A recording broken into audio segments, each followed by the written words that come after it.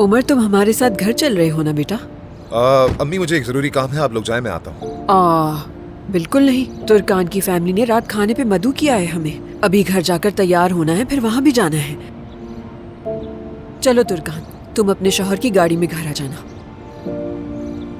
खुदा हाफिज। खुदा हाफिज। चलो फिर घर पर मुलाकात होती है।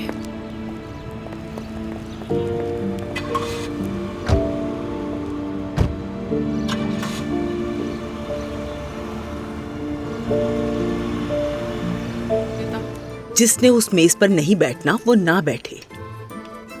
सब कुछ तैयार हो गया ना नुज़र? हाँ, तकरीबन सैलेड तैयार हो चुकी है। सादिक को हम मसाला लगा गोश्त दे देंगे तो वो बारबेक्यू तैयार कर लेगा। ओह, अचार निकालना तो भूल ही गई हूँ मैं। अगर जहमत ना हो तो प्लीज तुम अचार निकाल लोगी? हाँ मेरी जान, क्यों नहीं, अभी निकालती हूँ। ये तो हो गया। इतनी जल्दी कौन आ गया? सादिक आया होगा शायद।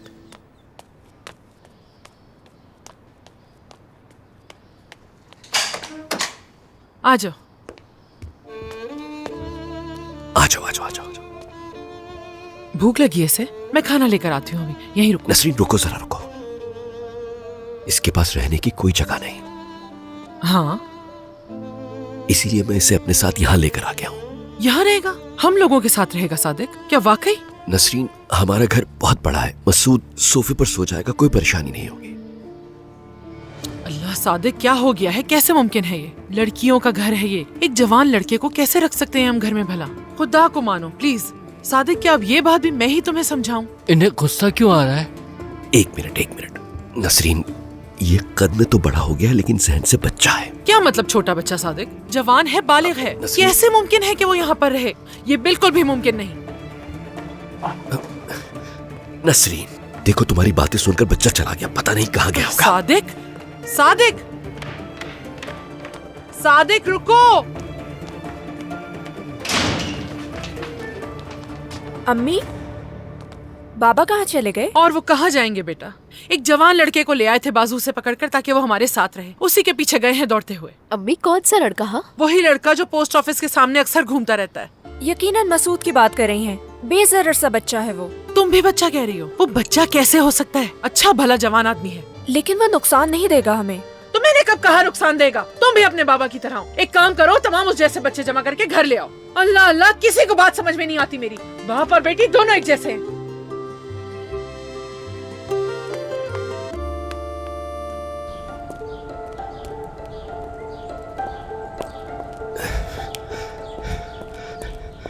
क्या आपने यहाँ से एक लंबे से लड़के को गुजरते हुए देखा है जिसके हाथ में बॉक्स भी था? नहीं देखा।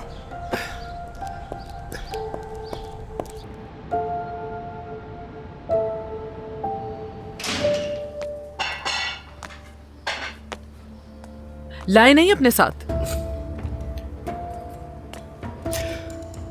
अगर मिल जाता तो जरूर ले आता। सादिक, तुम्हारी नेक नियति जानती हूँ, लेकिन कभी कभी बहुत जज्बाती हो जाते हो। एक जवान लड़के का बाजू थामा और उसे घर ले आए अपने साथ। पता है ना, इस घर में 2 जवान लड़कियां भी हैं। बाज़ औक़ात मुझे समझ में नहीं आता कि तुम ऐसा करते क्यों? नसरीन, वो एक बच्चा है, किसी को नुकसान नहीं पहुंचाएगा।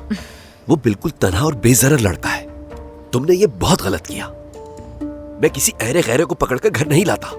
तुम्हें क्या लगता है मैं बिना सोचे समझे ही उसे अपने घर ले आया? उस बच्चे को बाहर हर कोई धुतकार रहा था। अरे शुक्र है तुम आ गए। यहाँ खड़े होके क्या कर रहे हो? चलो कुर्सियाँ और मेजें नीचे मंगवा लेते हैं। ठीक है, मेहमान आने वाले हैं, हम इस बारे में बाद में बात करेंगे।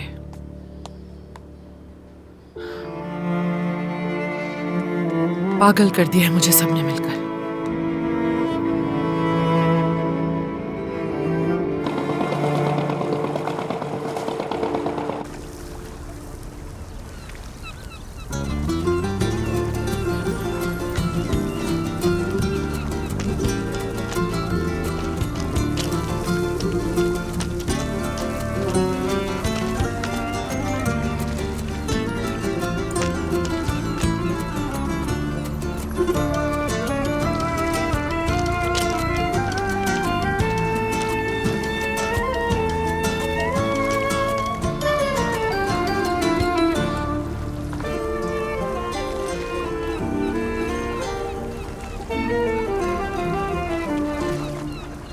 मीट बॉल्स लेकर आ गई मैं सादिक। अच्छा किया। क्या सर्दी लग रही है तुम्हें? अरे नहीं, ठीक हूँ मैं। अपना कोट भी उस बच्चे को दे दिया ना? हाँ, दे दिया था। अच्छा किया। वैसे तो तुम किसी को उसको हाथ नहीं लगाने देते थे और अब उसे ही दे दिया। नसरीन, चलो आओ यहाँ आकर बैठो, मैं संभाल लेती हूँ। लीजिए रोशन साहिबा, लीजिए लीजिए। लाए मैं निकाल देती हूँ। लाइए, मैं आपके लिए निकाल दी। जी आप बिल्कुल परेशान मत हो, मैं खुद ले लूंगा।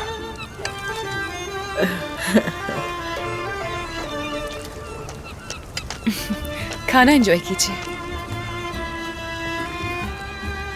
आपने तो बहुत ज्यादा चीजें तैयार कर ली हैं, बिला वजह जहमत हुई होगी।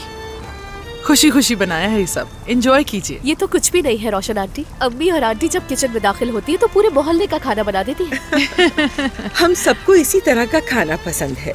सादिक बारबेक्यू बनाते हैं, मेरी प्यारी नसीम गरम पकवान बनाती हैं और मेरे पास चावल और ठंडे खाने हैं। नैपकिन नहीं दिखाई दे रहा। रोशन, ये रखा हुआ।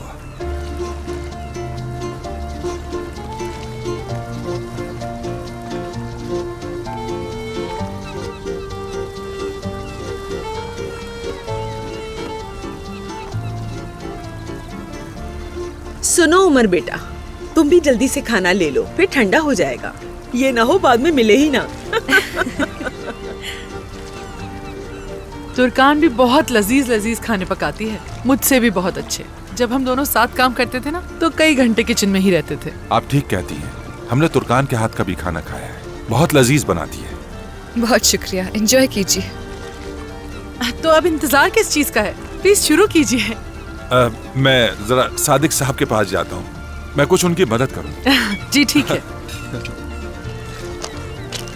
आपकी मदद के लिए आया था। हाँ, बहुत शुक्रिया। सोचा आपकी मदद कर दूं। वैसे ये लोग कहते हैं जो बारबेक्यू बनाता भूखा नहीं रहता। पहले कोयले अच्छी तरह से सुलग जाने दीजिए, फिर इस पर हम गोश्त डालेंगे। ठीक है उस्ताद, जैसा आप बोलेंगे वैसा ही होगा। मुझे लगा था ये एक सादा सा डिनर होगा, मगर माशाल्लाह उज़ैर साहब को देखें कि वो भी बारबेक्यू में कितनी ज्यादा दिलचस्पी ले रहे हैं। ये थका देने वाला काम है मेरे ख्याल से, सही कहा ना? बिला वजह बारबेक्यू की जहमत की।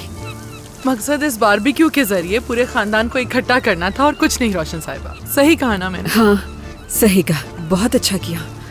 तो पूरा दिन कोयले की बू सूंघनी पड़ेगी। अरे इसकी खुशबू तो बहुत अच्छी लगती है ना?